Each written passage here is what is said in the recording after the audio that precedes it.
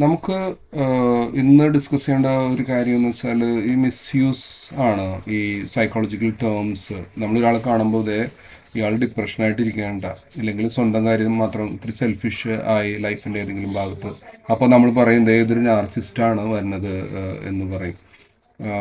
അങ്ങനെ ഇന്ന് സിനിമയിലും സോഷ്യൽ മീഡിയയിലും എല്ലാം നമ്മൾ ഇതിന് പല പേര് വിളിക്കാറുണ്ട്. പക്ഷെ നമ്മൾ ഓർക്കണം, തെറാപ്പി എന്ന് പറയുന്നത് ഒരു ഇൻറ്റിമേറ്റ് ആണ്, റിലേഷണലാണ്.